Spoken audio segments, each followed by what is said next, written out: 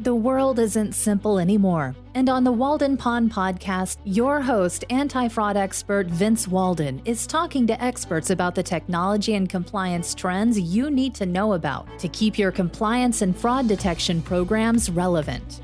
If you're looking for insights that are practical, timely, and innovative, welcome to the pond.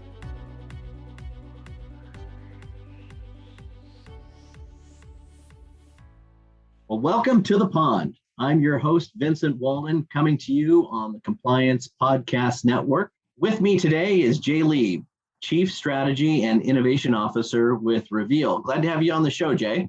Thanks so much, Vince. We go way back, my friend, so I'm super glad to have you on the show. Is that why I'm allowed to call you Vince as opposed to Vincent? Only when I'm in trouble, I'm Vincent, so you call me Vince. And so let's get started. In typical Walden Pond fashion, let me start with a quote. And I know, you are a serial entrepreneur, my friend. So I thought this quote from Thoreau was fitting. He said, "Go confidently in the direction of your dreams and live the life that you imagined." And my friend, you've definitely lived a great life out of Chicago.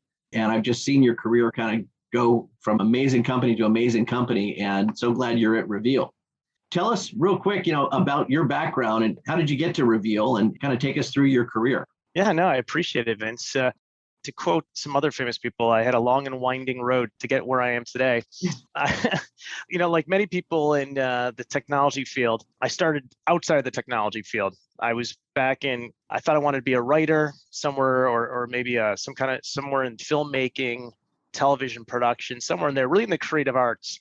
And probably around my senior year in college, I started working with computer animation. I became kind of like the computer guy for the department for where I was working at it, and wanted to pursue computers afterwards. So a little bit of filmmaking, but I wanted to really pursue computers. And I found myself in Chicago right after graduation, not too long after graduation, in a job as a database guy for this company in Chicago that did scanning of paper for lawyers and putting that paper on CD-ROMs way back when. Yeah, very old school. In fact, we had to sell jukeboxes for CD tower jukeboxes to swap out all the CDs. Wow. And I didn't know anything about the field at all, because we didn't call it electronic discovery back then. It was actually paper, right? And so I had this job, and then around 1999, one of our salespeople had won a case to scan all the paper on behalf, I think, of Microsoft. Microsoft was locked in a battle with the government, the DOJ, on antitrust issues. I'm sure some of your listeners will remember that. Not too dissimilar to what's going on today with some of the technology companies. And so our shop here, we did scanning of paper, and we did bibliographic coding. So you'd have data entry people manually read the document and add and kind of build an index of these documents. Then you had, OCR, kind of rudimentary OCR back then. And so I was walking through my office there, and I saw all of Bill Gates' emails, or a lot of Bill Gates' emails, printed out to paper, and then we were scanning it back to digital format to put on a CD-ROM. I go, wow, that's crazy. And then I saw our data entry folks, literally rekeying in the information from the emails, to Steve Ballmer from Bill Gates, on this date. And then I even saw OCR, and I go, wow, this is insane. We had a format that started digitally, emails. It was printed out to an analog format just to be rescanned to kind of a pseudo digital format. And I thought that was just insane. And this was right around Y2K, and I had a little bit of a taste of being an entrepreneur, but not fully. And so after taking a trip over Y2K and risking my life of the grid being off during Y2K, et cetera, I decided to start a business, technology company, that would take this digital format, this new evolving format called emails, and be able to move it directly into a database for lawyers, as opposed to printing it out and then rescanning it. Yeah, shocking. That's awesome. So that was really the beginning of that. And we didn't even have a name for it yet. There wasn't digital discovery. It was just or electronic discovery. In fact, I was trying to call it digital discovery at the time, but it didn't really catch. It was really probably 270 sounding, a digital discovery. So eDiscovery really didn't make it. So that was 2000, really didn't hit till 2003 was really when it post Enron. kind of post Enron. right before the federal rules of civil procedure kind of formally adopted it. The EDRM, electronic discovery reference model, headed up by George Sosha, who's my colleague now, ironically enough, or coincidentally enough, and Todd Gelman, I think that was 2004, 2005.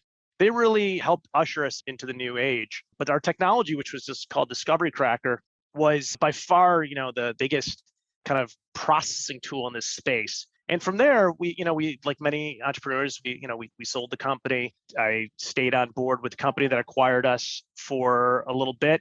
And then after that, I joined some great colleagues, including yourself, Vince, at Ernst & Young and EY in the fraud investigation practice, or the forensic technology discovery service practice. Those were good times. Yeah, I learned so much from yourself and all of our other colleagues there, because I'd always been on the pure technology side, not really the services side when it came to eDiscovery, and learned quite a bit about what it takes to work with clients, where the issues really relied upon, meaning that, especially when you're doing corporate investigations, that, the answers is really all in the data. And so I learned quite a bit there. So I spent about 3 years at EY, Ernst & Young, and then I joined Relativity, which is, back then it was called kCura. Relativity, or kCura, was and is the largest kind of on platform or database for lawyers in the eDiscovery space to do collaboration and to do review of documents. So I joined them in the capacity of Chief Strategy Officer, CSO back then, and not too dissimilar from what I'm doing today. And really, we saw that company grow from, 10,000 users or 14,000 users on a monthly basis to close to 100,000 when I left, and they're way above that now. So really, in a 3-year basis, saw them just explode with the amount of users in the platform. And during this time, I was thinking back to the early days of when we were releasing Discovery Cracker, of how a gigabyte of data was actually a lot of data back then. And now that's just a rounding error. And then thinking about all the amount of users that was exploding with Relativity. And I really thought that the trajectory we were on from a data standpoint would surpass human beings if we didn't add technology to assist. And so I left Relativity to be one of the founders of NexLP, which was an AI platform company really focused on eDiscovery and investigations, to really take back and assist reviewers on finding stories and data very quickly. And then NexLP turned into Reveal, right? Yeah, so NexLP, so we started that company in 2013, and some of the coolest professional moments of my career was part of NexLP with my founders. We were accepted into a really prestigious program called TechStars, which are for technology companies that have high potential. It's an accelerator program. It had some great mentors there. Met so many different people in technology and in the venture capital world during this time period, raised VC money. And then we were acquired last year by one of our partners, at the time up and coming. Now we're on fire right now, but a company called Reveal. So Reveal is a eDiscovery review company, and they acquired us last August. And when we joined our team joined their team, and it's really been our role since then. I love that background, and it was so fun, and that's why it's definitely in the live the life that you imagine entrepreneurial spirit. But tell me, on Reveal's website, it said, I think, the future of investigations and eDiscovery is artificial intelligence. And so give us a description of that assertion and what Reveal is doing to help investigations in particular with artificial intelligence. Yeah, absolutely. So Reveal was actually started back in 2010. And the founder and now CEO of the company, Wendell Giza, was the former service provider in this space. Like I said before, scanning paper. So that was his background.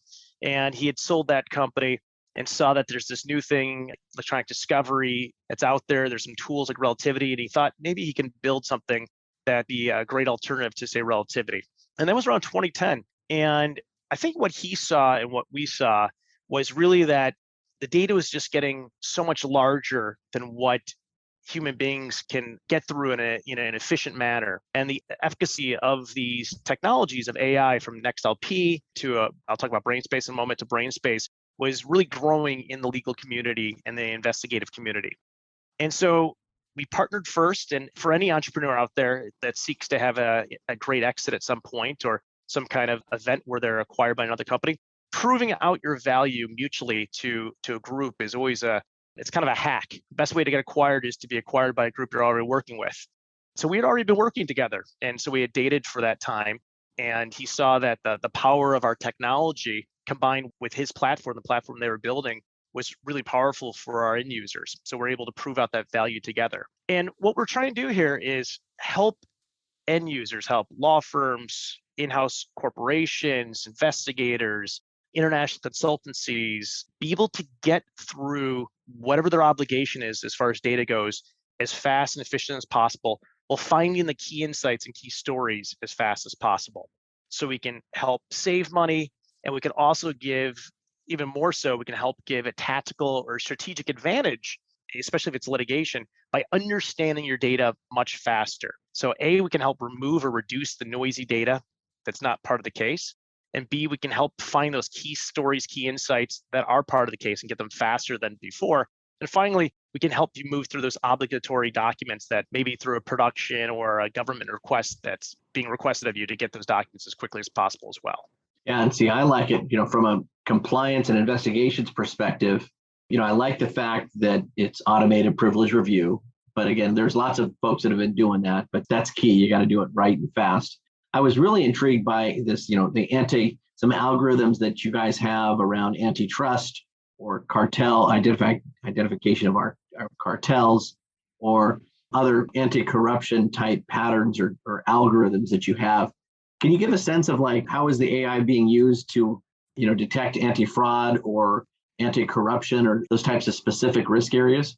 Absolutely. So last January, Reveal again went into the mergers and acquisitions space. I like to say that we take a tact of aggressive free agency. And some teams build through the draft and some teams build through free agency. We definitely built through free agency.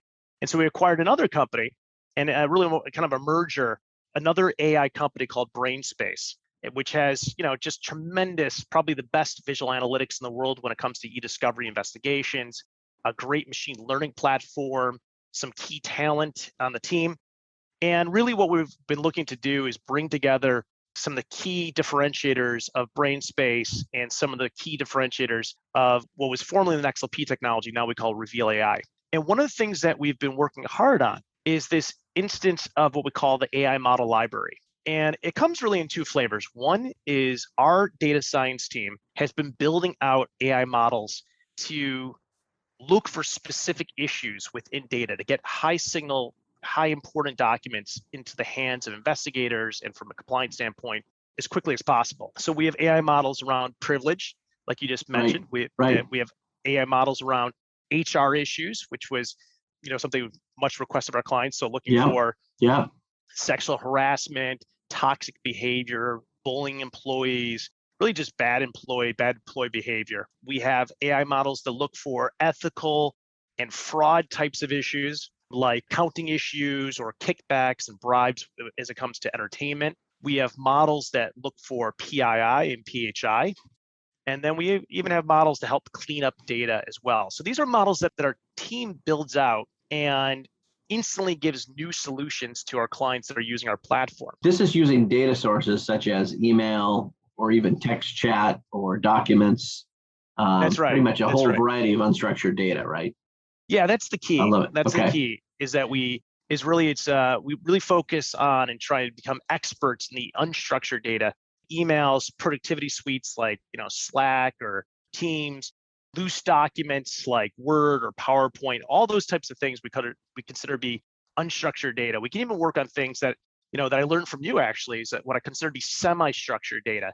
So you may have a CRM database like Salesforce or something where you have a contemporaneous field, a free text field, and even that could be important. So that can also be worked on as well. See, I love that. Yeah. I love it. So what's cool is, you make your living on doing the AI model library is so cool to me, because that's such an asset where, I look at my own career and I've basically made my career on my library of fraud tests. So, you pick any kind of fraud scheme that's in the journal entries, whether that's payments or sales or travel and entertainment expenses or some write-off or salaries and payroll or travel and entertainment expense. I've got tests for that. But I love the idea, and I'd love to learn more about that library of the topics. I mean, and you and I, in preparation for the show, talked about antitrust and the privilege review and anti-corruption. Having those libraries is a huge differentiator. And when I think about kind of the compliance audience, knowing that these libraries exist keeps you from having to reinvent the wheel.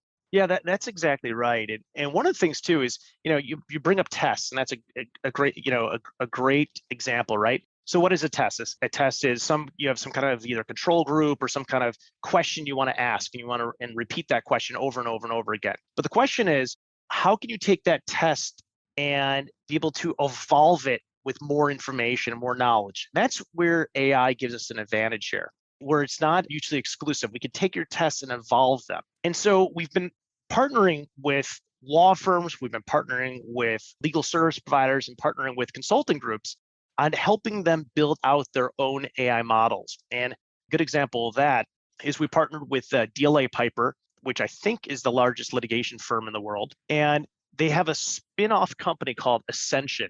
And Ascension has built out in collaboration with our data science team and with using our technology, AI models to look for instances of cartels. So what they're doing is essentially going to corporations, going to their clients and saying, hey, listen, how would you like to do essentially a health check to see if there's any kind of signal of this type of activity happening, underneath your nose? And we can do this as a subscription. So we can go ahead, take data, apply these AI models to do it on budget, because they're doing it proactively, do it on budget, and tell you if there's any kind of issue you should get, ring fence around today, that you should get your arms around. Wow. And so DLA Piper has launched this business Ascension to focus in on using AI and AI models to really help clients prior to real issues taking place. And it's really exciting because you now have a law firm, which when you think of a law firm, you think of something as a very kind of maybe risk averse profession, really going out there and taking advantage of the newest technologies to really help their clients even prior to an active matter. Yeah, that is, and you think about what the DOJ guidance says around doing things that are proactive in nature, and that is proactive compliance monitoring at its best. I do a lot of proactive compliance monitoring around transactions and payments data, but to actually look at communications data, that's pretty sophisticated, and that's pretty cool. Great little case study.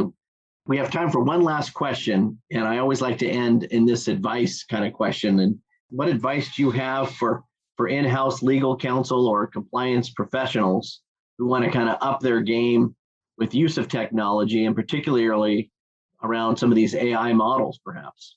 Well, I'll offer up a shameless plug, and that our team actually has quite a bit of training material that's free, kind of to free use or free as being part of our clients, depending on what you like to learn about AI. We have great blogs by George Sosha and Kat Casey, who are two of the more influential people in eDiscovery and in investigations when it comes to AI. George, as I mentioned before, is the founder of the EDRM, and he has some great content up there. We have some great training videos around AI, some great sales videos on how to sell and be able to communicate to your audience about AI. So we have a lot of resources. That's a shameless plug. On the other side, though, just talking with individuals like yourself, Vince, and understanding a team like yours typically has the best technology or has research on the technology. And so being able to talk with domain experts like yourself, getting that network effect. A guy like yourself, Vince, you probably talk to, N number of clients out there. And so you're learning what's best practice and what's kind of the de facto standard and what's cutting edge and all that. And so that's what I always recommend, is learning those things, trying to join any industry groups that are out there so that you can be part of a community. These are all great ways of kind of understanding what is just over the horizon and what's here today. And the funny thing is, a lot of people think the things we're doing is kind of over the horizon, and actually it's being employed much more frequently than people can even imagine right now, based on the growth of Reveal. Yeah, no, awesome. Well, I'm excited for what Reveal/Brainspace, but now Reveal is ahead in the future. I'm intrigued by these AI model libraries and want to look more. I'll pay attention, I'd love to kind of explore that further in the future with you guys. Appreciate your time, Jay. And again, as always, fun talking with you. Yeah, Vince, thanks so much for having me on. This is a lot of fun. It's always great talking with you and catching up as well. Yeah, likewise. So everybody, appreciate your time. Thank you for listening to the Walden Pond, this episode with Jay Leib, Chief Strategy and Innovation Officer with Reveal.